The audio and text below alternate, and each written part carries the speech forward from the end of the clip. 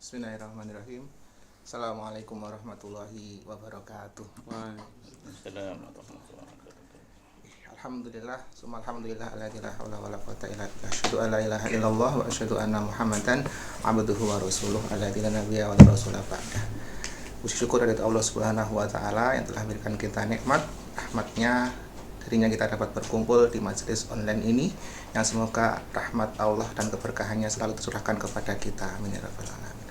Selanjutnya salawat dan juga salam diserahkan kepada Nabiullah Muhammad sallallahu alaihi wasallam, Rasul utusan yang kita bersama berusaha untuk menyesuaikan langkah kepada beliau. Jamaah online kajian rakan yang rahmat Allah selalu menolong kita, alhamdulillah kita dapat berkumpul atas rahmatnya pula. Dan alhamdulillah pula iki Ustadz Fatan Arif Lulung sampun dugi sebagai pemateri utama Ustaduna. Dan untuk pertemuan pada sore kali ini, insya Allah kita akan membahas tentang sang pemilik sanad Bukhari, yaitu adalah Kiai Hasyim Asy'ari. Dari sinten sanadnya tersebut, dari mana nanti akan dibahas sama Ustadz Fatane. Waduh. Ya, monggo Ustadz Fatan. Nggih. Alhamdulillahirabbil alamin wa bihi nasta'inu ala umuri dunya waddin. Wassalatu wassalam ala asyrafil anbiya wal mursalin, amma ba'd. Alhamdulillah, pada kesempatan kali ini Allah Ta'ala panjangkan umur kita dalam iman, dalam Islam. Allah Ta'ala izinkan kita untuk belajar bersama, mengambil berkah, mengambil pelajaran ibrah dari para pendahulu kita yang soleh, termasuk Hadratus Syekh Hasyim Asy'ari yang hari ini insya Allah kita bedah tipis-tipis ya. Ini saya juga masih harus banyak belajar ini. Ya, ada beberapa bukunya yang pernah kita lihat ya, dan masya Allah memang faedah banyak sekali yang kita dapatkan dari beliau. Nah, seri ini sebenarnya berkaitan erat dengan ini ya, dengan sejarah pendidikan Islam di Indonesia. Ini kalau Mas Akbar ini kan Pacitan ya, dekat dengan Termas ya. Ini ada kitabnya Hadratus Syekh yang diterbitkan oleh Maktabah At-Turmusi. Ini cuman memang ini kalau alamat percetakannya ini, penerbitnya ini ternyata di Jakarta atau di Depok. Tulisannya sini Jakarta, sini sampingnya Depok, Jawa Barat. Kalau kita tahu kan Tremas ya. Sebenarnya Tremas ya.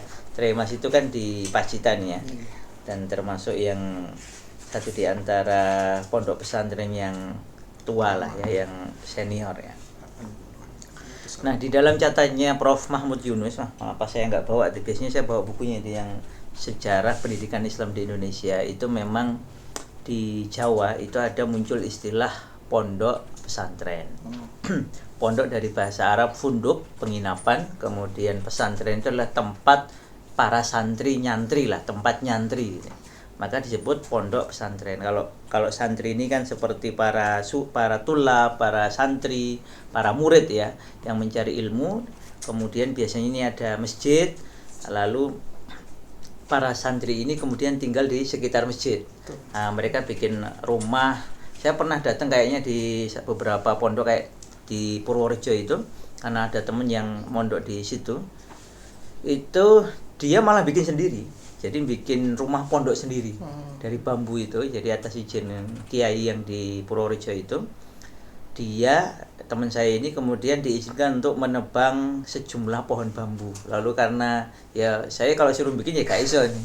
Tapi teman saya ini orang Jawa Timur mondok di Purworejo itu bikin sendiri. Kemudian saya diajak ikut menikmati rumah panggungnya selama tinggal mondok di Purworejo itu.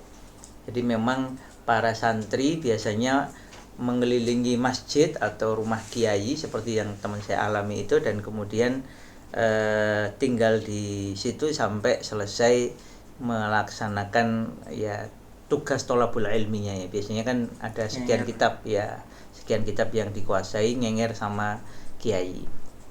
Nah, kata Prof. Mahmud Yunus, itu istilah itu dikenalnya di Jawa, karena di Sumatera Tengah atau di Sumatera itu awalnya dikenalnya dengan istilah surau, atau mungkin kalau di Aceh ada istilah meunasah atau daya. Kalau di Jawa itu unik, dikenal namanya pondok pesantren. Jadi ya karena mereka itu menginap, mereka santri, mereka tholabul ilmi menginap, maka disebut pondok pesantren. Nah, satu di antara pondok pesantren, bahkan mungkin pondok pesantren paling penting dalam sejarah pendidikan Islam di Indonesia, itu menurut Prof. Muhammad Yunus yang berasal dari Jawa Timur adalah pondok pesantrennya Kiai Haji Hasyim Asy'ari.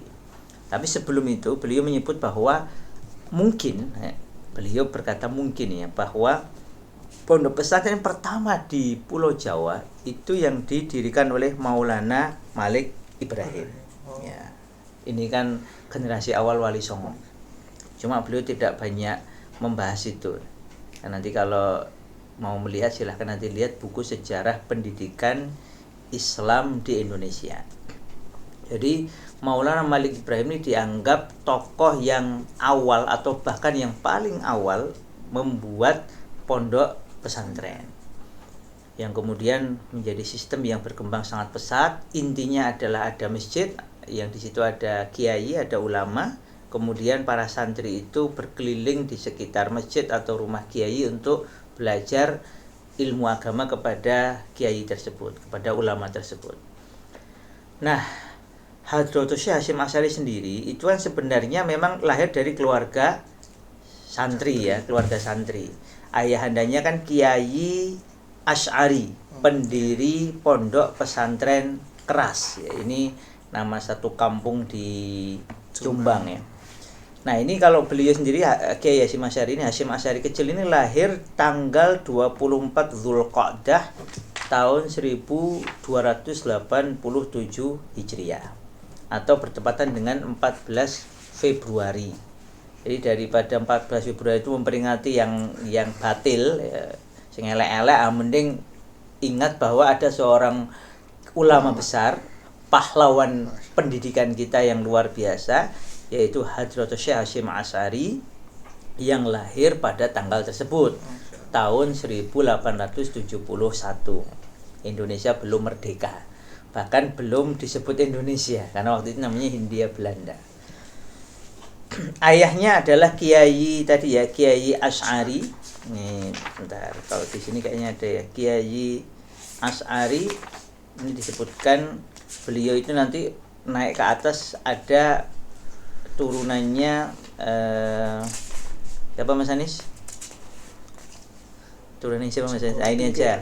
Muhammad Hasyim bin Asy'ari bin Abdul Wahid bin Abdul Halim, yang Abdul Halim ini dikenal dengan nama Pangeran Benowo, bin Abdurrahman. Abdurrahman ini dipanggil atau digelari Jaka Tingkir, yaitu yang kemudian jadi Sultan Hadi Wijaya, bin Abdullah bin Abdul Aziz bin Abdul Fattah bin Maulana Ishaq. Nah, Maulana Ishaq ini nanti selain punya Abdul Fattah, punya anak Abdul Fattah, punya anak namanya Raden Ainul Yakin, yang kemudian dikenal dengan nama Sunan Giri.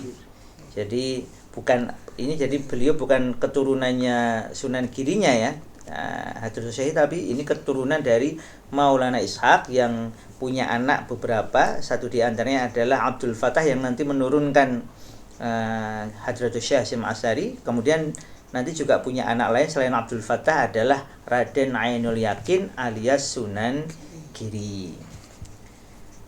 Jadi kalau dari jalur ini dinyatakan bahwa beliau ini masih ada hubungannya dengan Joko Tingkir ya, dari pihak bapak, karena dalam riwayat yang lain itu dari pihak ibu.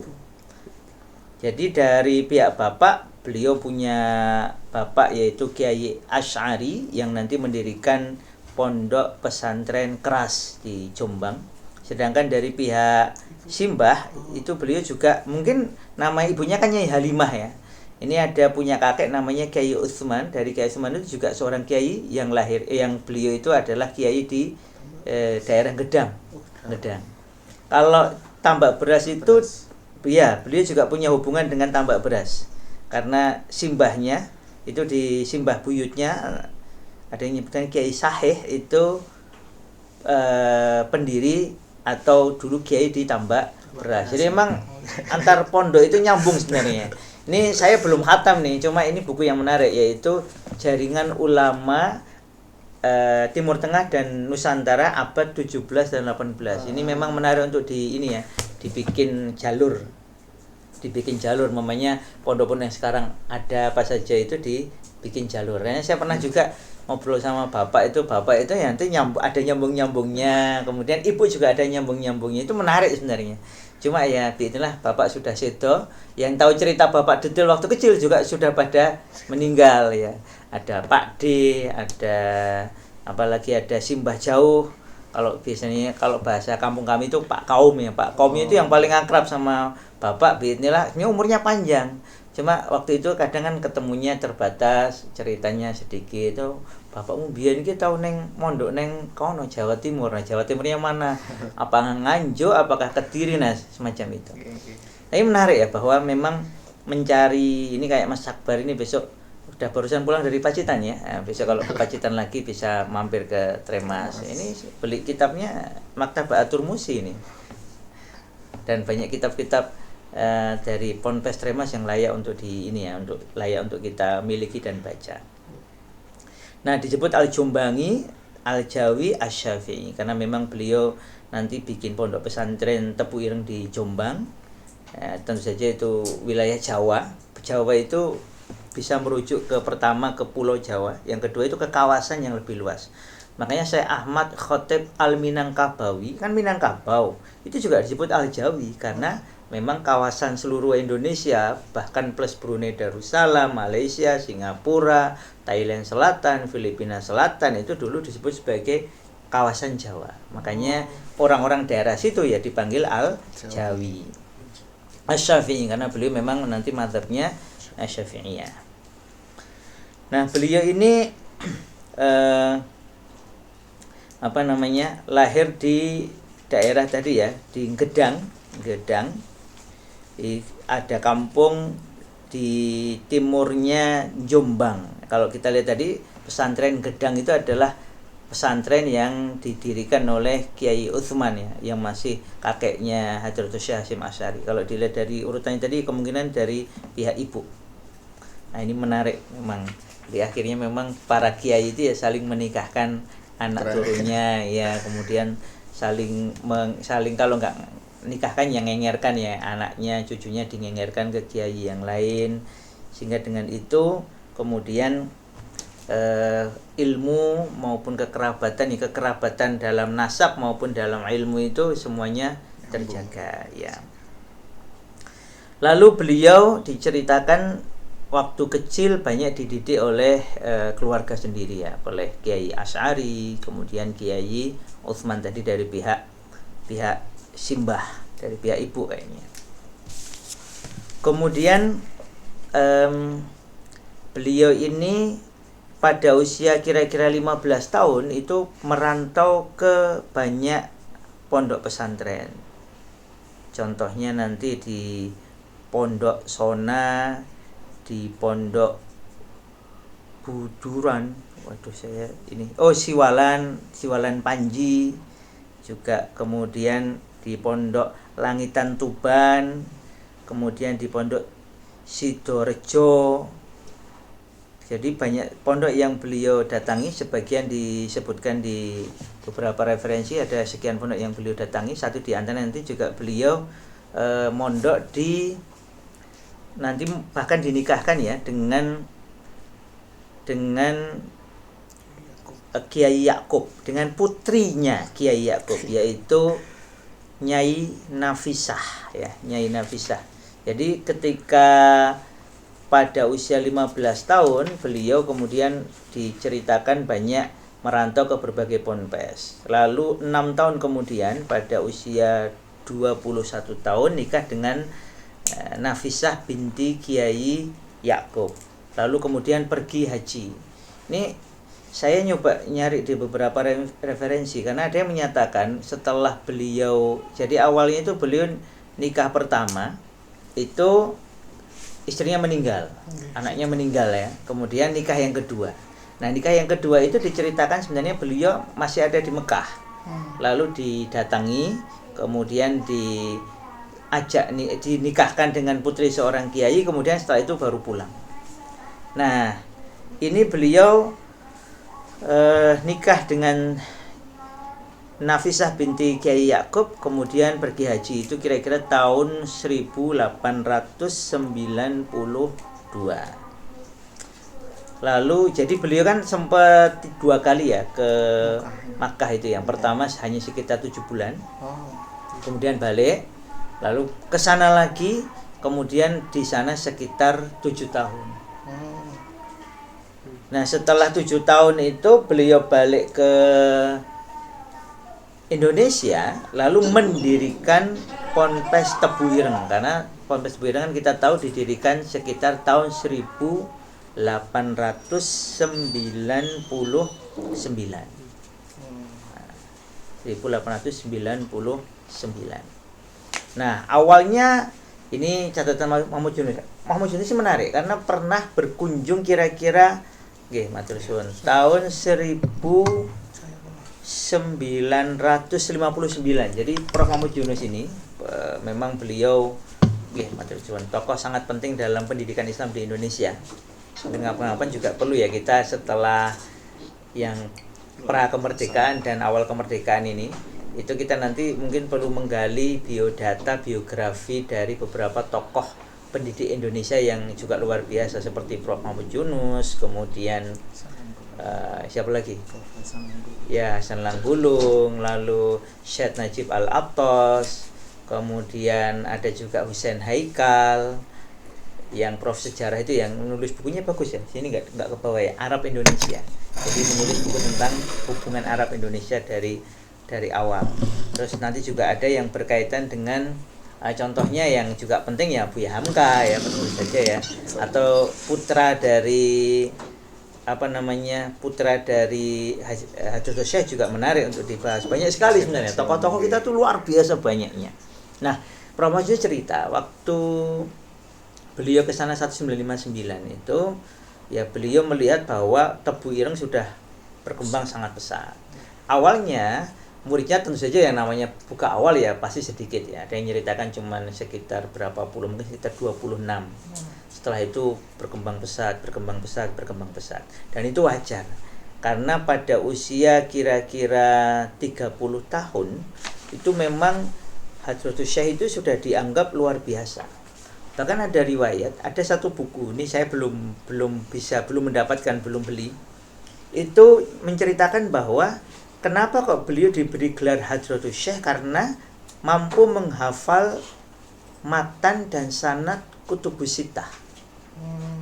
Nah, ini ada dalam ikhtisar biografi Hadratus Syekh Hasyim Asy'ari. Bukunya sempat dimuat di NU Online. Jadi diriwayatkan bahwa beliau itu hafal matan dan sanad Kutubus Sittah. Nah, kalau di kitab kumpulan kitab ya, ini Irsyadus Syari ini yang menyusun adalah cucu beliau Kiai Isomuddin Hadiq gitu ya. Itu Kiai Isom atau Gus Isom ini mengumpulkan sekitar 21 atau di sini tulisnya 22 risalah dan kitab dari Hadratus Syekh. Nah, itu di depan itu dinyatakan bahwa beliau punya sanad Sahih Al-Bukhari, sanad Sahih Muslim, dan sanad Al-Muwatta, tiga-tiganya dari Syekh Mahfud Tremas. Nah, jadi makanya itu menarik itu. Makanya beli kitab-kitab Syekh Mahfud juga menarik. Artinya Indonesia tuh kaya sekali dengan karya-karya para ulama kita ini. Nggak kurang-kurang ya. Ada yang bahasa Arab, ada yang bahasa Indonesia, ada yang kalau kita ini di Jawa ada yang Jawa Pegon. Jadi tulisannya Arab tapi bahasanya Jawa gitu ya. Kan banyak banget. Kemudian ada juga yang Hadratus Syekh ini menarik karena diceritakan beliau itu nulis makalah di bahasa Arab ya banyak. Ini contohnya. Ini kan kalau yang ini maktabahnya, ini yang terbitan Tebu Ireng ya. Ada Bul Alim wal Muta'alim. Kalau ini kan terbitannya tadi Maktabah At-Tirmidzi ini. Ada Bul Alim wal Muta'alim. Ini ada takhrij dan ininya, tahqiqnya. Yang bikin keder anunya. Kalau saya Masya Allah, ini Ustadz Lukman Al-Hakim Al-Lomboi Al-Azhari ini, ketika ini kan beliau termasuk dianggap ahli hadisnya Nahdliyin ini ya, Masya Allah, itu beliau ketika mentakhrij dan mentahqiq kitab Hadratus Syekh itu menggunakan sekitar 118 referensi. Waduh, baca referensi udah Masya Allah, ini keseriusan nih. Artinya ulama-ulama kita ini luar biasa. Nah, jadi kitab ini sendiri dinyatakan satu diantaranya adalah rangkuman Hadratus Syekh atas kitab yang lebih tebal, yaitu kitabnya sangat populer, punyanya Ibnu Jamaah ya, yaitu Tadhkiratus Sami' wal Mutakallim. Ya, kalau di sini ada nih, di samping sini ada. Terjemah apa asli itu? Yang di samping itu. Terjemah kayaknya. Perlu juga cari aslinya nanti. Sambil belajar bareng-bareng. Nah, jadi Gus Isom ini mengumpulkan kumpulan karya Kiai Hasyim Asy'ari yang luar biasa, layak untuk dicermati. Karyanya Mbah Hasyim ini Masya Allah, dan dinyatakan bahwa memang beliau kalau di sini minimal punya sanad Sahih Bukhari, Sahih Muslim, dan Al-Muwatta. Kalau dalam ikhtisar biografi Hadratus Syekh disebutkan beliau itu sebenarnya hafal sanad dan cakupan makna dari Kutubus Sittah. Jadi nggak hanya 2 kitab, nggak hanya Muwatta kan. Kalau Kutubus Sittah kan berarti ada tambahan yang lainnya, ada Sunan Abu Dawud, Sunan Ibnu Majah, Sunan At-Tirmidzi, Sunan An-Nasai. Wah, luar biasa. Makanya dapat gelar Hadratus Syekh ini menurut kitab tersebut. Jadi memang bukan gelar asal gelar ya, tetapi memang ada sebabnya. Nah, kemudian satu di antara hal sangat penting yang perlu kita ingat ya, bahwa tadi ya riwayat mengatakan bahwa beliau dari semenjak kecil memang tampak sekali kesungguhannya dalam belajar. Bahkan pernah ada riwayat 13 tahun, pada usia 13 tahun beliau pernah jadi guru pengganti. Jadi ketika gurunya berhalangan, beliau pernah jadi guru pengganti. Guru pengganti kan bukan sekedar guru pengganti ya, apalagi di pondok yang disiplin kitabnya kuat, itu kan berarti ya kira-kira menguasai kitabnya. Cuma saya cari tadi ini ngajar apa waktu itu dan di mana nggak disebutkan. Cuma intinya beliau pernah jadi guru pengganti untuk menunjukkan bahwa semenjak remaja itu beliau sudah bersungguh-sungguh dengan ilmu. Maka tadi 15 tahun beliau melanglang buana ke sekian pondok pesantren untuk mengambil ilmu dari para kiai Nusantara waktu itu, khususnya yang di daerah Jawa Timur. Dan kemudian nggak puas dengan yang di Jawa Timur dan sekitarnya, beliau kemudian tadi berangkat ke Makkah setelah sekitar 7 bulan, pulang lagi, kemudian balik lagi untuk tinggal di sana lebih lama, sekitar 7 tahun. Kebayang nggak Mas Anis? Mas Anis setahun depan berangkat ke Mekah gitu, tinggal di sana 7 tahun. Itu yang bingung bukan hanya orangnya itu, yang bingung orang tuanya gitu. Tapi kan menarik ya, bahwa kesungguhan belajarnya para ulama kita, satu di antaranya adalah Mbah Hasyim Asy'ari ini kan luar biasa.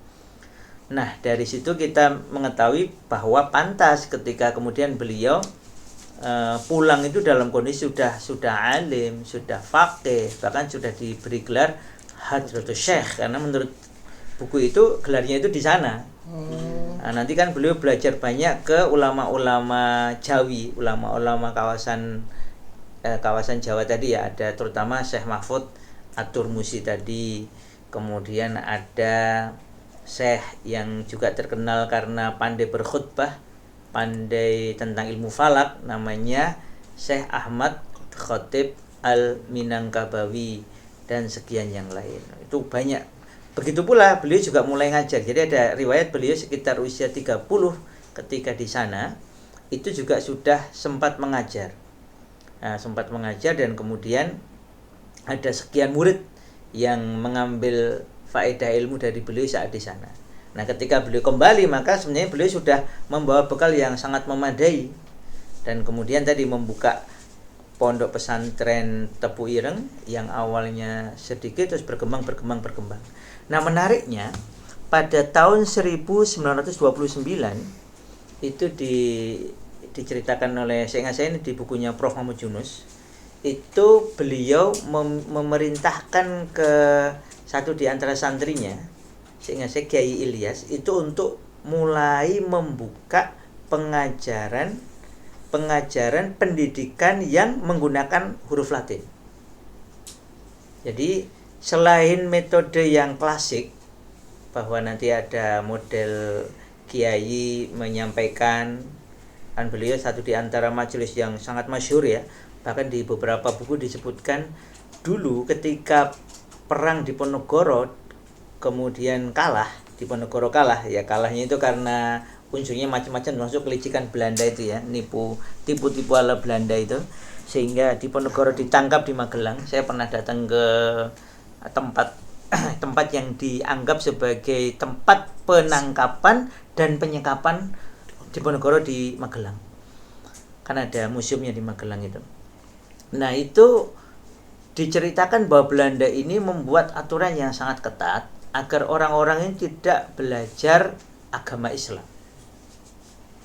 Ya kalau sufi, kalau cuma zikir boleh, tapi nggak boleh memahami zikirnya apa, nggak boleh memahami ilmu-ilmu agama secara mendalam. Yang boleh hanyalah permukaan-permukaan. Bahkan ada riwayat di Solo itu didirikan lembaga, semacam lembaga propaganda Belanda untuk menjauhkan muslimin Indonesia dari Quran, dari hadis Rasulullah Shallallahu Alaihi Wasallam, sehingga mereka nggak lagi akrab dengan agamanya ini. Maka ketika Hadratus Syekh pulang dan kemudian memberikan pengajaran kitab Sahih Bukhari secara tertib, sehingga santri mungkin jumlahnya sedikit, tapi kan lama-lama banyak ya, lama-lama jadi puluhan, ratusan, ribuan, sampai sekarang ya sangat masyhur ya, Tebu Ireng luar biasa. Kebetulan ada kakak sepupu saya itu ya lulusan Tebu Ireng. Jadi ya ketika awal itu kan memang sedikit, tetapi yang sedikit yang tenanan itu kan luar biasa, efeknya luar biasa. Ada seorang ini ustadz kita ya, Ustadz Fojil Azim, itu kan simbahnya kan dulu murid langsung Hadratus Syekh Hasyim Asy'ari. Itu bagaimana sang kakek ini sangat ini ya, sangat bersungguh-sungguh menjalankan apa yang diajarkan oleh Hadratus Syekh melalui pengajaran Sahih Bukhari dan yang lainnya itu. Sehingga contoh sederhana, itu sang kakek ini banyak menanam bunga-bunga yang wangi, mawar, melati dan sebagainya. Lalu ketika sudah mekar itu diambil, ditaruh di ruang tamu, ditaruh di kamar tidur, sehingga begitu masuk rumah itu masya Allah baunya harum. Ini kan kita jadi ingat nih, ini Mas Anis nih yang penanggung jawab tiba wewangian ya Anis ya. Itu kan jadi tib, bukan hanya utur, bukan hanya wewangian yang penting wangi, enggak, tapi ini yang alami, asli, thayyib. Kemudian kalau kita buka kitab ini, saya terkesan karena kalau Ramadan kan satu di antara yang kita ingat itu masa kecil kita kan bukanya apa, iftarnya apa gitu, bukanya nanti apa, kan buka kita misalnya kolak itu yang utama kan biasanya selain kuahnya adalah ada pisang kuningnya, kalau saya pisang kepok ya, biasanya pisang kepok, kadang telo yang kuning itu, kalau nggak ada yang putih itu. Nah ternyata kalau kita buka di kitab Tu'am fi Sahih Al-Bukhari, di kitab Sahih Al-Bukhari itu ada bab tentang Rasul itu menyukai satu jenis masakan yang ada kuahnya, lalu ada dendengnya, lalu ada labunya, labu kuning. Ya, duba di situ ya. Coba kan kemudian kita memahami, ternyata memang di tempat-tempat di mana pernah ada pengajaran kitab Sahih Bukhari, contohnya di Jombang, itu ini kata beberapa teman yang dari sana, itu biasa dulu, terutama di kalau nggak Ramadan ini malah sebenarnya kan itu, kalau kisahnya itu kalau dilihat dari dendengnya itu ada sebagian mengatakan itu di Idul Adha, karena kan nanti diiris tipis, dijemur, kemudian nanti ditaruh di kuahnya ini, nanti ada campurannya itu kuah, lalu dendeng, lalu ada labu kuning, duba tadi, lalu ada ini, ada ada rotinya, ya roti yang gandum, kalau nggak ada bisa yang lain ya. Nah ketika itu nggak ada kan kemudian Budaya menjadi tadi ya telo kuning, opo pisang kuning. Kolak. Tapi kuningnya jadi kolak. Jadi manis. Tapi kebayang ya bahwa dan itu terjadi juga di tempat-tempat lain yang ada pengajaran Sahih Bukhari.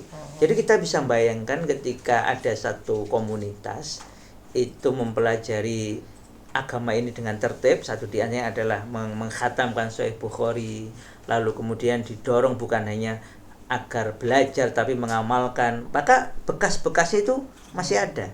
Ya tadi ya, kolak itu ternyata ya versi kesekian dari makanan kesukaan Rasul ketika tidak ada bahan-bahan utama seperti yang di hadis, maka kemudian dicari yang ya nolah mirip-mirip. Itu sama seperti saya ingat ketika ke Gayo itu ya provinsinya Aceh ya, tapi ini yang Gayo namanya Gayo Luwes.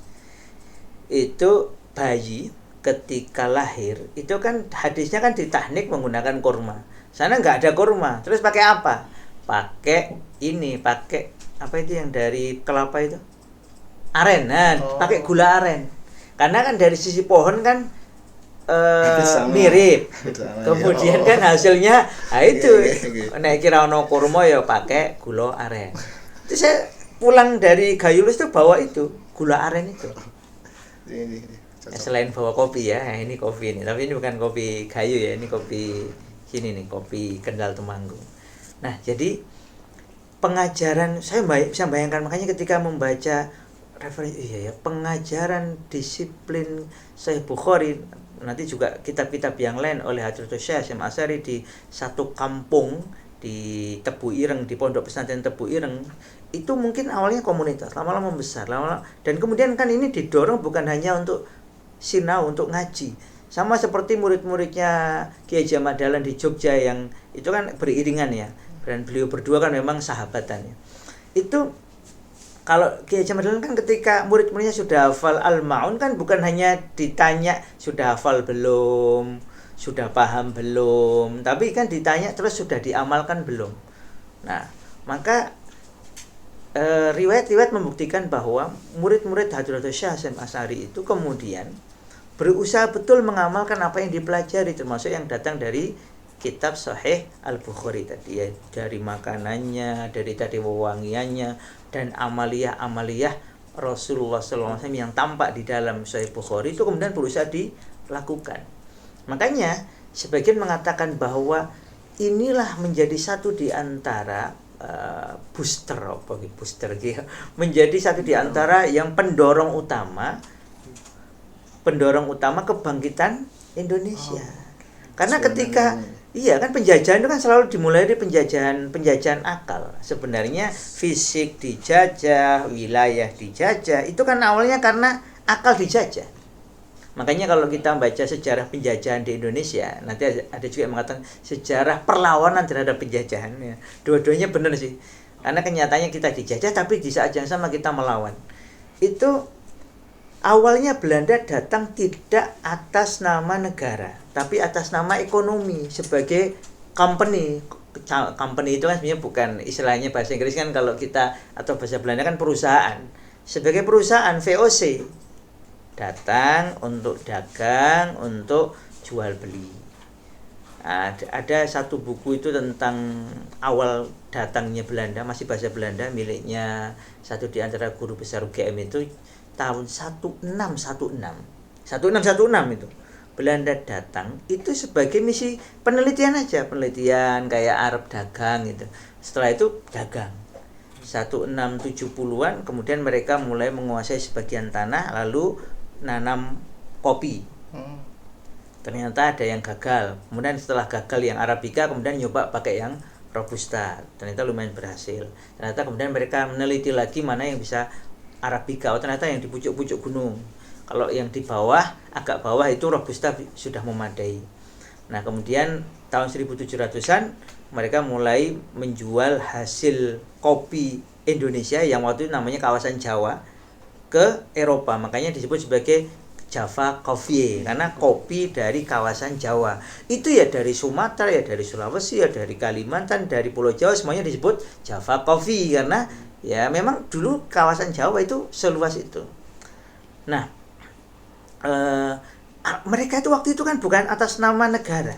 Tetapi begitu VOC mengumumkan dalam tanda kutip kebangkrutannya biar bisa diambil alih oleh negara Belanda itu akhir tahun 1799. Dia mengatakan 31 Desember 1799.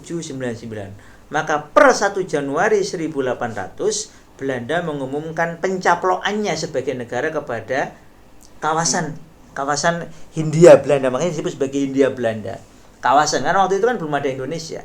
Jadi ini ada kerajaan ini, kawasan ini dicaplok atas nama kerajaan Belanda. Ulama kan bangkit karena ini kafir nih. Ini kan Belanda itu kan negeri kafir. Kalau dagang oke lah dagang. Masih bisa dimaklumi meskipun tetap kita tahu ada muncul perlawanan ini itu ya.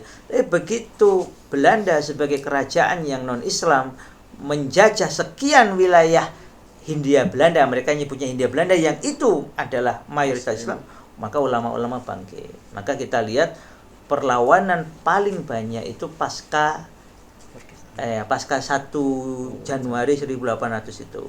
Termasuk di Jawa 1825, 1830 itu kan perang besar-besaran yang bikin Belanda bangkrut. Sehingga dikatakan ketika Belanda bangkrut, Belgia yang waktu itu dijajah Belanda itu bisa bangkit melawan dan merdeka. Karena Belanda sudah kelepek-kelepek menghadapi yang di Indonesia ini. Hanya 5 tahun bersama Diponegoro dengan kawan. Makanya itu menyisakan luka yang dalam bagi Belanda sampai kemudian bikin lembaga propaganda tadi melarang ngaji ini, melarang ngaji itu dan sebagainya. Maka nanti ada bentuk-bentuk perlawanan oleh para ulama, yaitu bikin pondok-pondok yang kecil, kemudian sampai mengharamkan segala sesuatu yang berbau Belanda. Bahasa yang nggak mau, hurufnya nggak mau, pakaiannya nggak mau, sampai waktu itu ada fatwa haram memakai pakaian seperti Belanda. Makanya kan pakai jas waktu itu nggak boleh. Nah, tetapi kan dalam perjalanan waktu akhirnya timbulnya kesadaran bahwa yang diharamkan itu bukan fisiknya, tetapi adalah apa yang batinnya, apa yang diajarkan itu, nilai-nilai non-Islamnya itu yang kafir. Maka nanti di Muhammadiyah di Jogja muncul, kemudian melakukan pembaruan. Nah, menarik, ternyata Adosnya juga melakukan. Tahun 1929 itu beliau memerintahkan ya satu di antara santrinya yang senior, sehingga saya namanya Kiai Ilyas, itu untuk mulai mengajarkan pelajaran umum, termasuk nanti menggunakan bahasa Latin. Dan ini penting. Jadi menurut saya ini satu di antara keawasan pikiran jangka panjangnya Hadratus Syekh. Karena ketika Indonesia ini kemudian harus menyiapkan kemerdekaannya, itu Indonesia harus menguasai banyak hal. Karena kan ketika itu kan dijajah Belanda, apa-apa diurus Belanda. Tapi ketika nanti merdeka, yang ngurus kan harus warga sendiri. Maka ketika kemudian ada bahasa Latin, kemudian mulai belajar Latin, membaca, sehingga kemudian buku-buku dari luar yang non bahasa Arab itu bisa datang. Kabar-kabar internasional mulai dibaca oleh para santri Tebu Ireng, ya kiainya, para gurunya, para santrinya. Mereka sudah ahli bahasa Arab, ya jelas Tebu Ireng zaman itu apalagi bahasa Arab itu kitab-kitab gundulan wis makanan sehari-hari. Hafal kitab ini, hafal kitab itu, hafal matan ini, hafal matan itu udah biasa. Apalagi diceritakan bahwa ini Mahmud Yunus yang cerita ya, Prof. Mahmud Yunus cerita bahwa waktu itu ya umum di Tebu Ireng itu santri-santri yang ahli itu nanti mereka saling ngecek dulu. Jadi namanya mau setoran kitab A gitu ya. Nanti sesama santri saling sorogan, sudah ngecek, udah mantap. Kemudian ada sekitar 18 yang paling utama. Nanti bisa ngecek ke santri-santri senior ini. Kalau sudah mantap kira-kira baru setor ke kiainya.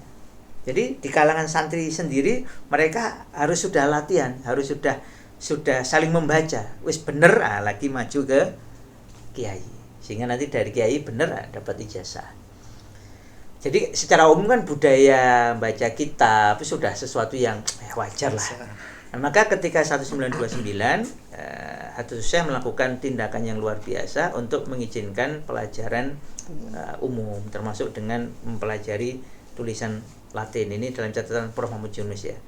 Kemudian dari situ berkembanglah akhirnya tadi ya, santri selain bisa bahasa Arab juga bisa Latin, bisa membaca huruf Latin, dan kemudian ketika buku-buku berbahasa atau berhuruf Latin itu entah berbahasa Indonesia atau berbahasa yang lain, kalau disebutkan situ ya berbahasa Indonesia ya, atau mungkin ya Jawa, kan Jawa ya Indonesia Latin ya, pokoknya yang ada tulisannya itu masuk dan bisa dipahami oleh para guru, para ustadz, para kiai, dan juga para santri di Tebu Ireng khususnya.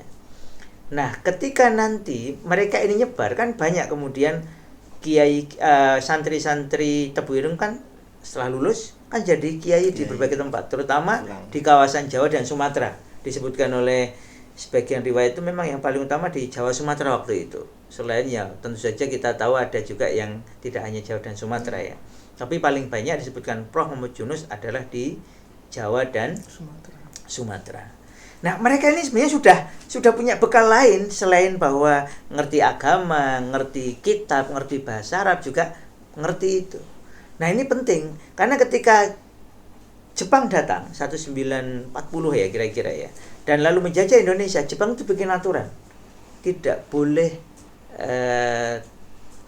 berhubungan, terutama tulis menulis, kecuali dengan huruf Latin. Sehingga kata Prof. Muhammad Yunus, ini alumni atau jejaringnya Tebu Ireng ini sudah siap. Karena kalau mereka pakai metode yang lama, hanya mau mengenal bahasa Arab, berarti mereka selesai ya, kesusahan berkomunikasi dengan yang lain. Maka ketika mereka selain menguasai bahasa Arab, menguasai yang tadi yang pakai huruf Latin ya, sekarang kita nyebutnya abjad Latin ini ya abjad ya ini ya, itu mereka bisa komunikasi, mereka kemudian juga bisa membaca berita-berita terkini, sehingga kita tahu nanti Hadratus Syekh termasuk yang sangat aktif di dalam membela kemerdekaan. Nanti pada 17 September 1945 beliau mengeluarkan fatwa jihad, bahwa dalam radius 88 km ada riwayat ya, dalam riwayat itu, dalam radius itu wajib fardhu ain untuk bela negara, karena ini adalah wilayah muslim yang dijajah, harus dibela. Lalu 21 sampai 22 Oktober dimunculkanlah resolusi oleh para kiai Jawa Madura waktu itu, terutama Jawa Timur Madura, ada resolusi jihad. Dan kemudian dengan bekal itu kita tahu Bung Tomo kemudian berpidato atas mandat, atas amanah dari para kiai. Bung Tomo menggelorakan semangat jihad khususnya kepada arek-arek Surabaya. Terkenal ya itu ya. Gimana itu awalnya itu? Arek-arek Surabaya, nanti terakhirnya takbir. Allahu Akbar, Allahu Akbar, merdeka. Itu kalau dicari masih ada itu pidatonya itu, Masya Allah, menggelora. Nah itu kan setelah mendapatkan setelah menghadap ke para kiai, khususnya Hadratus Syekh Hasyim Asy'ari. Dan kita tahu beliau itu sempat dipenjara dan kemudian dipenjara sebagai penjara politik sebenarnya. Kemudian keluar lagi atas desakan para santrinya. Nah, dari sini kita mengetahui bahwa ada jasa besar beliau yang tadi sempat belum kesebut, yaitu mendirikan NU. Kan tadi lahir dari lingkungan pesantren. Ayahnya Kiai Asy'ari juga pendiri Ponpes Keras. Kakeknya Kiai Utsman tadi dinyatakan juga pendiri pesantren Gedang. Kemudian beliau sendiri akhirnya mendirikan Ponpes Tebu Ireng tahun 1899. Pada usia berapa itu berarti ya? Lahir 71. Kemudian berdirinya 99, berarti pada usia sekitar 28 ya. Pada usia kira-kira 28, Masya Allah, dirikan pondok pesantren. Itu sudah menguasai sekian kitab. Ini kira-kira kita itu pada usia 28 sampai 30 udah menguasai kitab apa ya, bukan hanya beli kitab ya gampang ya, beli kitab gampang kalau beli sekarang, tapi kan bukan hanya punya dan bukan hanya beli. Nah, lalu pada tanggal 16 Rajab 1344 Hijriah atau bertepatan dengan tanggal 31 Januari ya 1926, Nahdlatul Ulama berdiri. Satu di antara pendirinya adalah Hadratus Syekh Hasyim Asy'ari beserta para ulama lainnya, terutama nanti ada Kiai Bisri ya Sansuri dan Kiai Wahab Hasbullah kalau nggak salah ya. Ya, dan beberapa yang lain, karena di beberapa disebutkan ada sekian banyak ulama. Saya tadi ketemunya di mana ya? Ada sekian banyak ulama itu yang ikut mendirikan. Oh, ya itu tadi buku yang nggak saya bawa tadi, Prof. Muhammad Yunus kan itu lumayan detail itu. Nah, kemudian dari situ kita tahu Nahdlatul Ulama ini pesat sekali, dan satu di antara awalnya itu dalam catatannya Prof. Muhammad Yunus itu memang NU berdiri itu terutama untuk dakwah keagamaan, kemudian untuk pendidikan, dan kemudian untuk sosial. Jadi bagaimana agar para ulama ini bisa terlibat lebih aktif dalam urusan dakwah, pendidikan, dan sosial masyarakat ini. Maka kita tahu kemudian NU ini sebenarnya kiai-kiai NU itu nggak ada NU pun bergerak terus. Kita tahu itu ya. Bahkan dikatakan bahwa ada dua macam kiai di NU itu. Satu sudah kiai baru dimasukkan di NU, atau masuk NU baru jadi kiai.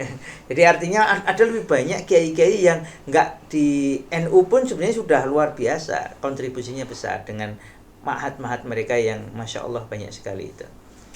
Nah, tapi dengan berdirinya NU ini kemudian kan ada wadah ya, walaupun tidak semua kiai bergabung di situ, tetapi kan secara umum ini mewadahi kumpulan para ulama khususnya yang mazhab Syafi'iyah di Indonesia untuk bergerak bersama dalam satu lembaga, sehingga kekuatannya menjadi kokoh, menjadi lebih kuat dalam menyuarakan apa-apa yang perlu disuarakan. Termasuk di situ satu dianya adalah memastikan bahwa buku-buku itu sesuai dengan ajaran Ahlus Sunnah wal Jamaah. Karena waktu itu dikhawatirkan masuknya paham Syiah atau nanti juga paham-paham yang tidak sesuai dengan Islam, ngaku-ngaku Islam kayak liberal, kayak yang barusan ini katanya negara Pancasila, tapi mosok paskibraka nggak boleh pakai jilbab. Itu kan nggak masuk akal itu. Leweng yang pertama jelas ketuhanan yang Maha Esa. Ini Pancasilais atau Pancasialis. Kalau Pancasialis nggak suka dengan agama, namanya juga Pancasial. Tapi kalau Pancasila, masya Allah, jelas-jelas yang pertama itu adalah ketuhanan yang Maha Esa. Sehingga orang Islam mau pakai jilbab sangat baik. Makanya dulu kalau kita temukan yang istri-istri kiai ya semuanya pakai jilbab. Bahkan kalau saya pernah datang ke beberapa kiai itu, masya Allah, istrinya karena ngikuti mazhab Syafi'i itu pakai cadar. Iya, pakai cadar karena berupaya mengikuti fatwanya Imam Syafi'i. Nah, jadi NU berdiri, kemudian dakwah makin kuat, makin kokoh. Kemudian kita tahu ini menjadi satu di antara tempat berkumpulnya para pembela terbaik kemerdekaan Indonesia.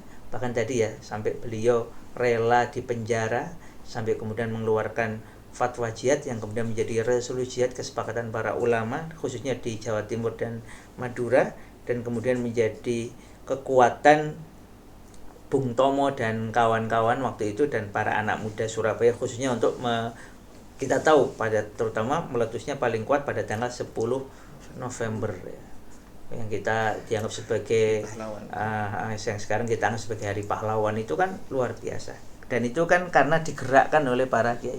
Dan satu di antara laskar yang beliau bikin nanti adalah Laskar Hizbullah itu, laskar anak-anak muda, para santri yang kemudian bergerak. Dan ini juga penting ya, laskarnya Nahdliyin ini terutama di awal-awal adalah untuk menghadapi PKI.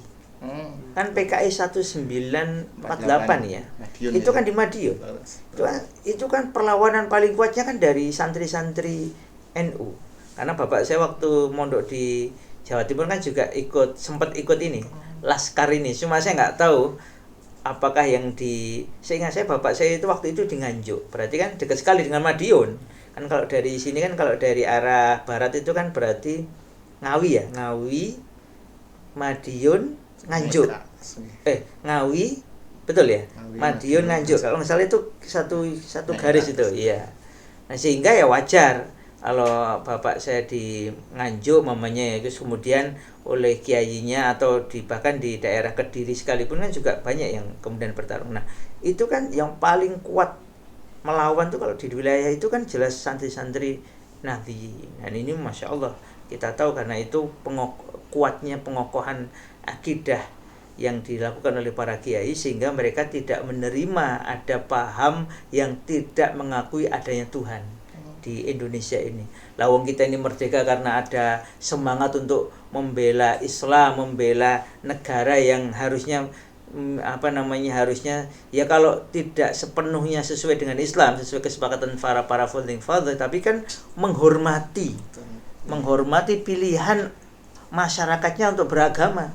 Bukan hanya Islam sebenarnya, yang menghargai yang memilih untuk Kristen, untuk Katolik, untuk Hindu, untuk Buddha, menjamin agar agama-agama ini bisa hidup beriringan, berdampingan dengan baik. Nah, maka agak aneh tadi ono piye itu. Harusnya kan ya diwadahi, dan di Paskibraka sebelumnya juga sudah diwadahi bahwa kalau ada yang pakai jilbab ya silahkan, karena itu bagian dari melaksanakan Pancasila, sila pertama yaitu ketuhanan yang Maha Esa gitu. Jadi sebenarnya masih banyak yang pelajaran menarik dari Hadratus Syekh, dan yang lebih menarik lagi sebenarnya adalah baca kitab-kitabnya. Nah, ini PR berikutnya ini untuk generasi muda baik dari Nahdliyin maupun yang tidak ya, bahwa beliau itu meninggalkan banyak warisan ilmu yang luar biasa. Ini contohnya Adabul Alim wal Muta'alim. Ini saya juga punya nih risalah Ahli Sunnah wal Jamaah. Terus kalau kita buka di sini ini Masya Allah banyak sekali nih kitabnya. Kita boleh sampai ini kumpulan kitab beliau ini. Beliau kan punya sekian kitab ini.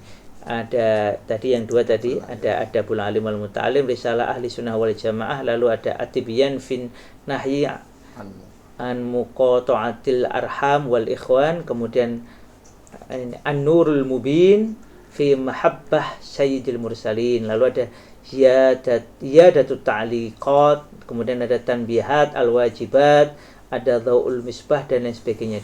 Ini kalau di Irsyad Sarinya Gus Isam ini beliau mengumpulkan kira-kira sekitar 22. Masya Allah. Nanti juga disebutkan bahwa Hadratus Syekh ini pernah menulis juga sekitar ada tulisan tentang pertanian. Jadi dalam huruf Latin dalam bahasa Indonesia tentang bercocok tanam. Nah, sekitar 500 kata. Tadi saya baca itu sekitar 500 kata sebelum beliau wafat. Jadi kepedulian beliau kepada masyarakat itu karena beliau juga bertani ya, itu sampai menulis risalah atau makalah pendek bagaimana Islam memandang bercocok tanam. Allahu a'lam bishawab. Masya Allah, ini luar biasa. Masya Allah nih, ketika melihat para ulama, para pejuang, tokoh figur ulama dan guru, ternyata Indonesia tidak kurang-kurang. Oh iya, betul. Dan ketika para pengajar yang belajar tentang pemikiran barat dan lain sebagainya, Indonesia punya yang banyak yang lebih mungkin keren juga gitu kan. Dan ini tadi sedikit ini mungkin waktu ini sudah mau masuk tanya jawab nggih. Iya. Iki sebelum tanya jawab kalau ada yang menarik mak celentik gitu tadi berkenaan tentang kebangkitan umat Islam yang ketika saya pernah baca bukunya Dr. Abdul Majid Oh, Al-Ghilani iya. itu kan salah satunya nanti kan menelisik tentang Salahuddin nggih. Iya, Nah, itu iya. kok polanya hampir sama nih ketika Salahuddin itu disongkong oleh dua ulama besar, yaitu adalah Syekh Abdul Qadir Al-Jailani sama Syekh Al-Ghazali gitu kan. Ini ada juga ternyata di Indonesia yang hampir sama gitu kan. Yaitu Bung Tomo yang diusung oleh salah dua ulama besar juga di Indonesia, yang di Jawa khususnya, yaitu ada Syekh Hasyim Asy'ari, dan juga yang di Jogja adalah salah satu ini mungkin walaupun tidak sejalan tapi kan ada muridnya, yaitu Sebenarnya sejalan. semasa maksudnya, Iya, bukan semasa, kan lebih sepuh Ahmad Dahlan gitu. Ya, itu wonten muridnya kalau nggak salah Ki Bagus Hadi Kusumo kalau nggak salah, yang jadi wakil pas Rois Amnya Hasyim Asy'ari. Ini kok bersama polanya, ada beberapa ulama yang menyongkong satu ataupun apa nih ya, kayak Salahuddin Iya. yaitu Bung Tomonya muncul gitu. Masya Allah, ternyata nih pola sejarah kayak di Iya. apa namanya, dasarnya dengan ilmu sing kuat dimunculkan satu orang, dan inilah revolusi jihad Indonesia. Karena memang ini ya, kalau di kitabnya Dr. Majid Al-Ghilani, atau ada yang juga nyebut Al-Jailani, itu kan Dr. Majid ini kan keturunan dari Syekh Abdul Qadir Al-Jailani. Itu sebenarnya nggak semasa dengan Al-Ghazali tadi, tetapi pemikiran Al-Ghazali itu Imam Al-Ghazali ditangkap oleh Syekh Abdul Qadir Al-Jailani dan para ulama Islah. Lalu mereka mendirikan madrasah Islah. Kita kan nyebutnya tadi pondok pesantren, ma'had tadi. Nah, kemudian dari situ kebangkitan umat itu muncul, sampai kemudian muncul persatuan. Akhirnya karena kita tahu nanti mazhabnya beda-beda. Nanti kan dari situ di Turki Saljuk muncul namanya Nizamul Mulk, yang kemudian menangkap ide madrasah lalu melahirkan madrasah nizamiyah. Nah, ide ini ditangkap kan di Baghdad dan sekitarnya, ditangkap oleh pemimpin Damaskus yang baru menggantikan bapaknya, yaitu Nuruddin Mahmud Zanki. Lalu dibuatlah madrasah di Damaskus, di Aleppo, nanti di Mesir. Dan menariknya ini lintas harokah, karena Nuruddin Mahmud Zanki itu mazhabnya Hanafi. Nanti beliau punya guru Ibnu Asakir, mazhabnya Syafi'i. Nanti beliau juga punya guru mazhabnya Hambali, atau bahkan Maliki juga. Nah, nanti banyak bekerja sama. Ada kita tahu nanti Salahuddin Ayyubi itu mazhabnya Syafi'i dan punya sekian guru yang beda mazhab. Nah, ini kan menarik. Artinya perbedaan mazhab, dan itu di NU diterima bahwa 4 mazhab ini kita terima, oleh NU diterima, ya mazhab Hanafi, mazhab Maliki, mazhab Syafi'i, dan mazhab Hambali. Nah, itu disahkan dalam anggaran dasarnya ya. Nah, dari situ kita mengetahui bahwa pola kebangkitan itu selalu dimulai dari kesadaran berbasis ilmu. Itu betul Mas Akbar. Itu yang ditekankan oleh tadi Dr. Majid Al-Ghilani, bahwa kesadaran berbasis ilmu menjadikan umat itu meskipun berbeda pandangan mau bersatu. Karena perbedaannya nggak signifikan. Perbedaannya kan bahasa guyone iku arep klambi apa, sing penting sesuai syar'i kan ngono. Mau makan apa silahkan, mau ngopi, mau ngeteh, mau yang lainnya ya monggo, sing penting halal, sing penting thayyib kan gitu. Jadi itu apalagi di Indonesia, Masya Allah, kita itu kalau belajar itu betapa tasamuh, betapa para ulama itu saling menerima perbedaan pandangan. Waktu saya itu pernah keras sekali berbeda pandangan dengan sesama kiai kan, kiai fakih ya, kiai fakih Mas Kumambang ya. Sampai tadi kemudian kan perbedaan pandangan itu bukan kemudian saling mencela, tapi kemudian berbantahan secara ilmiah dengan mengeluarkan buku. Nanti boleh dicari. Ini diterbitkan oleh ini juga tulisannya kiai fakih yang berbeda pandangan dengan Hadratus Syekh, itu diterbitkan di Maktabatul Musi ini. Iya, saya itu mau beli juga, itu menarik itu untuk dicermati, dan itu sangat populer ya, perbedaan pandangan di kalangan para kiai, tetapi tidak menjadikan mereka saling mencela. Bahkan sebagian kiai itu berbeda pandangan terus itu malah dipek mantu barang. Wah, iki anu iki, duwe dalil iki, gak ngarang iki, gak ngawur iki wis kene.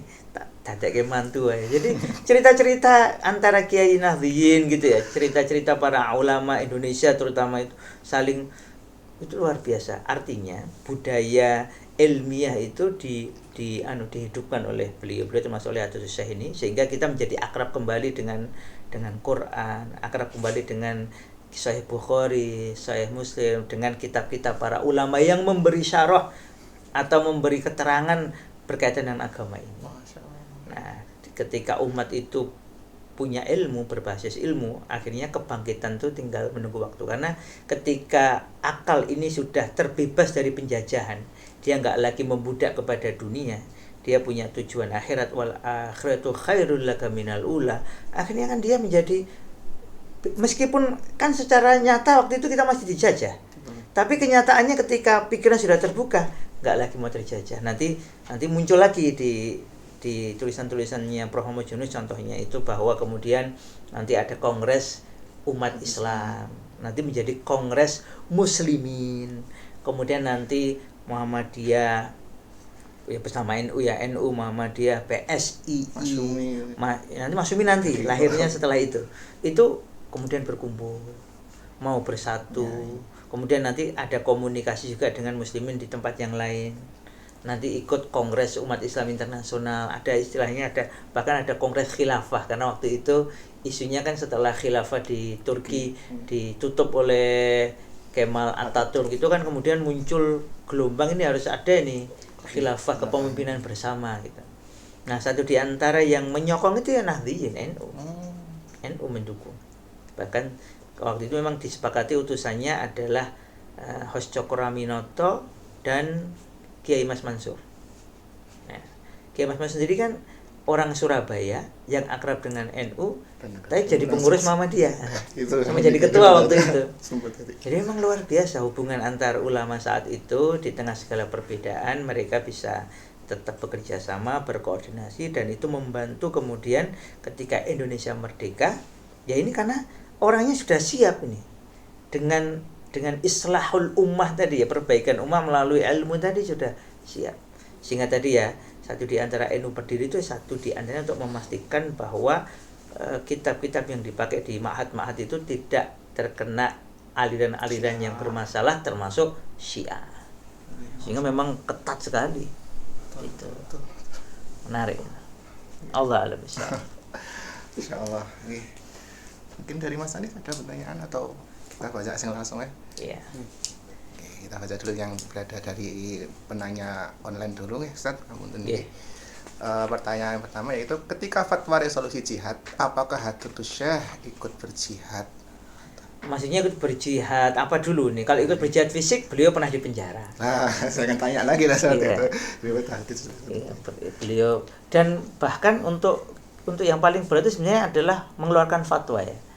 Maksudnya nek guru bahasa gampangnya itu yang paling diperlukan umatnya sebenarnya kan sesuatu dilakukan berbasis ilmu.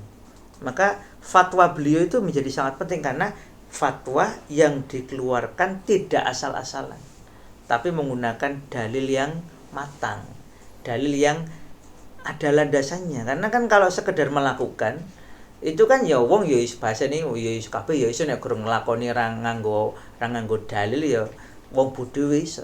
Tapi ketika seperti beliau, maka beliau mengeluarkan fatwa itu pasti dengan landasan yang sangat kuat, sehingga itu kemudian menjadi landasan para kiai mengeluarkan resolusi jihad. Karena awalnya fatwa jihad dulu, kemudian jadi resolusi jihad, dan kemudian memunculkan jihad betulan. Nah, dengan berbekal fatwa itulah kemudian kekuatan umat ini luar biasa. Jadi kalau ditanya jihad fisik, beliau sudah pernah dipenjara, kurang apa? Padahal usia beliau sepuh loh waktu itu. Kan ingat ya, beliau wafat usia 47. Itu kan tahun berapa tadi? Tahun 1947. Itu wafatnya di usia 76. Berarti ketika belum mengeluarkan resolusi jihad itu, fatwa jihad dan resolusi jihad itu kan pada usia 74. Sudah sepuh. Sehingga memang ya, apalagi sempat masuk penjara, itu kan luar biasa. Kita jadi ingat ya, ada syekhnya Filistin ya, sudah sepuh yang masuk penjara berkali-kali, sekarang di penjara lagi. Ya, perlakuan Belanda kayak sama Israel itu mirip-mirip. Penjajah itu jangan kurang ajar kan ya. Alhamdulillah. Gitu. Insyaallah. Oke. Oh, Mas Anis, pertanyaan. Ini Zat, mau tanya. Saya tuh pernah baca buku Zat. Nah, Apa bahwa itu? buku niku. Ini ya? Iya. Manusia Oh, di ini. panggung sejarah. Iya, bagaimanakah? Nah, bahwa Kiai Haji Hasyim Asy'ari niku membangun sebuah pondok di tengah masyarakat yang di situ benci terhadap ajaran Islam gitu. Nah, sampai-sampai Tebu ireng itu Iya, berarti. pondok Iya. beliau itu ada yang bilang dirusak dan dibakar gitu. Nah, setelah itu disebutkan di buku itu beberapa saat kemudian pondok tersebut berkembang bahkan pesat gitu. Tapi di situ tidak disebutkan gimana prosesnya gitu. Dalam waktu Habis tersebut sama ya Muhammadiyah nggak pernah dibakar Iya. juga. Iya, makanya jadi kita melihat bahwa namanya upaya islah terutama di awal-awal itu memang berat. Ya, tidak ada nabi yang tidak diusir gitu kan ya. Kata Waraqah bin Naufal itu kan, nek jenenge nabi iki ya mesti diusir. Ya, tetapi nabi nanti berhasil futuh wilayahnya. Itu seperti dialami oleh Rasulullah SAW, sampai Waraqah bilang kalau besok kamu diusir, aku berharap kalau aku masih hidup, aku akan menjadi orang yang pertama membela. Jadi apa yang dialami oleh Hadusah itu, Masya Allah, itu seakan kabar baik dari Allah untuk beliau, bahwa kamu di jalan yang benar, wong kamu pakai Quran, pakai hadis, pakai sunnah Rasul, ya yang jatahnya menunggui, dan kamu akan menang, kan gitu ya. Ini contohnya disebutkan di sini kan, bahwa gangguan itu berlangsung kira-kira tidak kurang dari 1,5 tahun. Tapi setelah itu kan menjadi baik. Bahkan kemudian berkembang, awal 78 sampai di sini 28, kalau di kitab yang lain kan sekitar 26 itu. Tapi kemudian berkembang sampai sekarang Masya Allah jumlahnya kan ribuan. Gitu. Jadi itu sesuatu yang sifatnya itu alamiah ya, bahwa ya sesuatu yang baik itu awalnya ditentang oleh orang buruk. Tapi kan sebenarnya dalam hati tiap orang itu kan ada fitrah, keimanan. Mereka itu ma'rifatullah, mengenal Allah. Sehingga akhirnya yang benar ya kuwi. Nanti kalau baca di yang tadi yang hakadza dhaharu julus itu juga begitu. Contohnya pondok pesantrennya Isa Al-Hakari itu yang di gunung itu. Wah, itu tukang rampok itu preman-preman gunung itu. Oh, okay, betul. Begitu, ini bener nih. Ini Kiai Isa Al-Hakari ini bener ini. Akhirnya para perampok itu taubat dan kemudian menjadi santri dan nantinya menjadi tentara-tentara terbaik pembebas Baitul Maqdis. Jadi memang begitu. Kan ini juga sama kan, nantinya menjadi tentara pembebasan Indonesia. Lo itu santri-santri yang nekat-nekat itu kan ya sebagainya dulu ya preman-preman atau anak turunnya preman kan gitu. Jadi itu juga menunjukkan kepada kita jangan pernah berputus asa dari rahmat Allah. Jadi mungkin saja preman-preman itu taubat terus jadi pembela terbaik Islam, atau mungkin anak turunnya yang kemudian menjadi pembela Islam. Allah. Rasulullah Makanya kita sendiri juga harus hati-hati, jangan sampai kita bagian yang murtad, tapi bagian yang taat, istiqomah, melahirkan dzurriatan sholihah. Gitu. Ini apa itu? Lanjut pertanyaan iya. pun Mas Anis baca. Bagaimana pandangan Nahdlatul Ulama terhadap Syiah Sulaimaniyah tentang penghinaan terhadap para sahabat Rasulullah dan dalil-dalil atau hadis palsu? Ya, itu tadi kan disebutkannya NU itu berdiri satu di antaranya untuk melawan aliran-aliran sesat semacam Syiah. Maka ini contohnya Gus Isom itu diceritakan pernah melakukan satu bikin majelis itu di suatu tempat. Itu beliau datang membawa sekitar 20 asisten. 20 asisten sudah pegang kitab semua. Pernah dengar ceritanya ya, 20 asisten pegang kitab semua. Ketika beliau menerangkan itu, beliau hafal kitab ini di halaman ini kalimatnya begini. Nah, silakan buka kitabnya. Sehingga ketika ada yang ngeyel, itu gini. Bela Syiah yang ngeyel itu disebutkan sudah pernah baca buku aslinya. Di aslinya itu begini, kalimat penulisnya begini. Nah, itu merujuk ke buku ini. Buku ini judul aslinya begini tuh. terus ditunjukkan, nah, ini kalau belum pernah baca itu ada, saya bawa bukunya itu. Nah, aslinya sudah bukakan. Langsung klepek-klepek tuh itu yang pembela Syiah itu, karena memang nggak benar gitu. Nah, maka Kiai Isomuddin Hadzaq ini sangat disegani ya, karena kekuatan ilmunya itu. Karena tadi yang mengumpulkan Irsyadus Syarinya Hadratus Syekh ini, cucunya Hadratus Syekh tadi. Nah, itu NU jelas menentang segala bentuk penyelewengan Syiah tadi ya. Apalagi kok Syiah sampai, nah, kenapa kok di dalam kitab-kitab NU itu kemudian, atau di masjid-masjidnya itu sampai ada keterangan Abu Bakar, Umar, Utsman, Ali, untuk menunjukkan bahwa ini masjidnya Ahlus Sunnah wal Jamaah yang tidak ada tempat untuk menghina para sahabat Rasul, karena para sahabat Rasul itu memang bertingkat-tingkat dengan level yang berbeda-beda, tetapi disepakati oleh para ulama Ahlus Sunnah wal Jamaah termasuk NU bahwa para sahabat itu punya sifat adil. Bahkan termasuk Muawiyah bin Abi Sufyan yang sering dikecam gitu, anak gini-gini. Makanya di kitab-kitab sering kali disebutkan sengaja bahwa dari Muawiyah bin Abi Sufyan, nanti hadis tentang keutamaan ilmu itu, man yuridillahu bi khairan yufaqihu fiddin. Itu disebut dari Muawiyah, menunjukkan bahwa sahabat Muawiyah sekalipun yang pernah dianggap salah ketika ijtihad siasah melawan Ali bin Abi Thalib, itu pun bagian dari sahabat yang kita muliakan. Apalagi terus kemudian memunculkan hadis palsu, jelas. Makanya disitulah tadi kita menyampaikan pengajarannya Hadratus Syekh itu Masya Allah menjadikan orang akrab kembali dengan ajaran agama ini berdasarkan sumber yang terpercaya seperti Sahih Al-Bukhari, nanti juga Sahih Muslim, juga Al-Muwatta maupun Kutubus Sittah lainnya selain Sahih Bukhari dan Sahih Muslim. Gitu. Allah alam. Sebelum waktunya habis, kita tanya dulu. Mas Ani mau tanya enggak? Misalnya enggak ada yang mau tanya datang. Niki berdasarkan pengalaman maupun keadaan itu kan ketika kita membahas tadi kebangkitan umat Islam dan juga kemerdekaan umat Islam itu kan berdasarkan atas landasan pendidikan ataupun juga pemahaman ilmu yang sebetulnya bersumber dari sumber yang lurus ataupun Al-Quran Sunnah itu kan. Sedangkan sekarang gitu kan yang saya dapati gitu kan, walaupun itu adalah lembaga ataupun instansi yang notabene-nya adalah Islam, ini kok ternyata banyak, dan saya pernah menjumpai juga di beberapa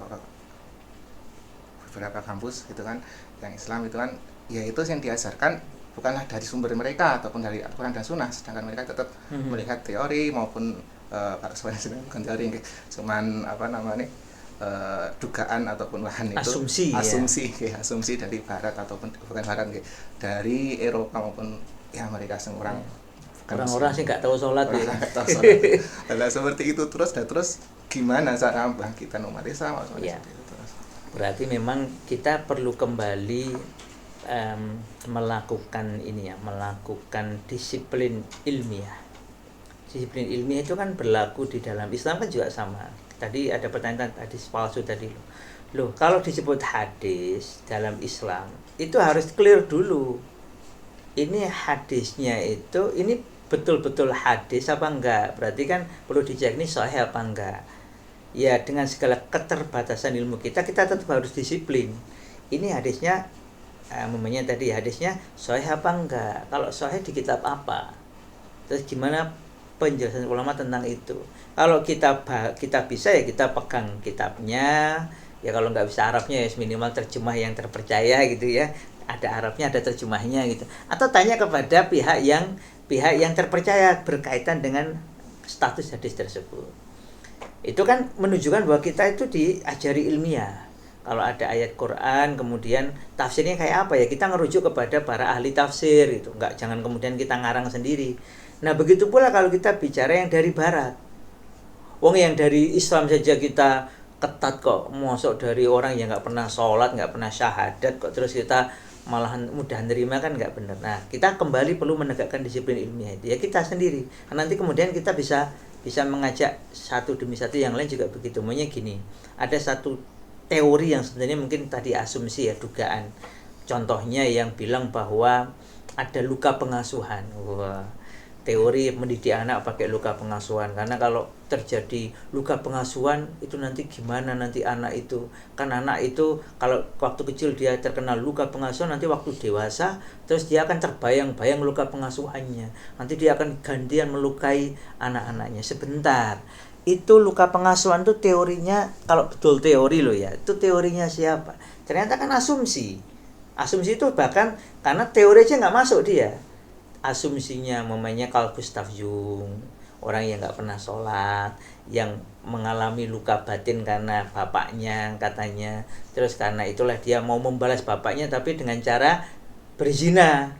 Lah kalau yang dilukai malah istrinya, ini gimana nih, nggak nyambung ini. Makanya memang aneh-aneh itu kadang tokoh-tokoh psikologi yang nggak pernah sholat itu kan kadang aneh-aneh juga. Maka kita perlu fair, oke ini dari mana, kemudian orangnya ini seperti apa. Kalau dia pakai teori orangnya seperti apa, apakah dia orang yang terpercaya, dan kemudian teorinya atau asumsinya itu riset atau cuma dugaan dia.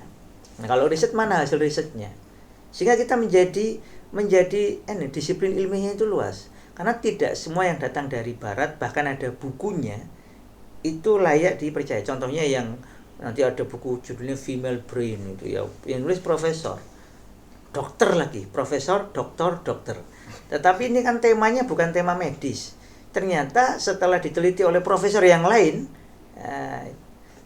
tulisannya Female Brain itu ternyata banyak sekali referensi yang disebutkan di situ ternyata bukan referensi, bukan maroji, tetapi sekedar ditempelkan saja, diatributkan, biar keren. Setelah diteliti sama Prof. Lieberman ini, gak ono sing nyambung karo tulisannya, berarti ini ngapusin. Ya iya. Nah jadi sekali lagi, bahkan profesor, dokter sekalipun, kata Prof. tadi dibuktikan oleh Prof. Lieberman tadi, awalnya Prof. Lieberman itu percaya, luar biasa nih, yang nulis profesor, dokter pula. Dan begitu dibaca itu banyak sekali itu referensinya. Tapi kemudian karena kagumnya, Prof. Lieberman itu pengen baca, lah kok enggak setelah dibaca ini, lah kok ini yang disebut riset-riset ini kok enggak ada yang hubungannya sama tulisannya Luan Brinjendin ini. Akhirnya terus kemudian ya dia menyampaikan, niatnya awalnya baik untuk mengingatkan, tapi ternyata yang bu profesornya itu agak nggak tahu gimana, nggak, terus diem saja. terbukti bermasalah. Jadi sekali lagi, kalau datang teori, dan itu kita perlu ngajak, minimal kita sendiri, kemudian kita ngajak orang-orang sekitar disiplin ilmiah. Terus sebentar, itu yang bilang begitu siapa, orangnya kayak apa, lalu di mana buku atau risetnya, ada nggak buku atau risetnya. Nah nanti kan kemudian buku risetnya kan bisa dicek, ini oleh para ahli di bidangnya, ini diterima apa enggak, atau ternyata cuman sekedar. Makanya ada yang bilang bohong itu ada 3, lie, bohong biasa, dumb lie itu apa ya, bohongnya keterlaluan gitu ya. Yang ketiga itu lie with statistic, bohong pakai statistik. Itu kan kalau mau pakai data statistik kan tetap harus pakai standar yang ilmiah yang diterima oleh para ahli. Nah, jangan sampai kemudian kayak tadi ya, Female Brain itu bukunya kita bareng dilihat nggak nyambung sama tulisannya. Nah, begitu. Allah alam bisawab. Oke, ini mohon maaf nih tadi tidak semua bisa dijawab ya tadi ya, tapi moga-moga bisa lain kesempatan, insya Allah pekan depan kemungkinan entah saya entah yang lain akan bahas tentang Ki Hajar Dewantoro. Tetap tokoh penting lah ya, karena dianggap sebagai bapak pendidikan. Ya meskipun kalau kita bicara kontribusi fair-fairan gitu ya sebenarnya Kiai Haji Ahmad Dahlan, Kiai Haji Hasyim Asy'ari itu kontribusinya kalau dilihat sebenarnya jauh lebih besar. Tapi ya nggak apa-apa, kalau memang Ki Hajar Dewantoro memang harus diakui juga punya kontribusi besar ke pendidikan Indonesia. Besok insya Allah kita bicarakan pekan depan. Barakallahu fikum, jazakumullah khairan tentang Ustaz Arifun Ulum. Semoga dapat syariahnya, dapat pahala dari Allah Subhanahu wa taala. Bapak Ibu jamaah pengajian online Rakan Rabu Rakan yang rahmat Allah selalu menarik kita. Inilah tadi majelis kita, perbincangan kita berkenaan tentang ulama Indonesia, ulama yang memperjuangkan kemerdekaan, dan siapa pula lah juga ulama yang memberikan pendidikan yang luar biasa kepada kita, ataupun ilmu yang masya Allah luar biasa kepada kita. Seperti itu. Kami sebagai pranoto acara ataupun pembawa berita ataupun moderator mengucapkan mohon maaf kalau ada salah kata, perbuatan sengaja maupun tidak sengaja, dan juga dari kami semua panitia ataupun juga anggota dari tim Rakan gitu kan ya. Monggo silakan untuk mempersiapkan di minggu selanjutnya dengan tema Ki Hajar Dewantara mungkin sekap makaten dari Mas Ais teman sampun ya. Barakallahu fikum. Akhirul kalam. Assalamualaikum warahmatullahi wabarakatuh. Waalaikumsalam warahmatullahi wabarakatuh.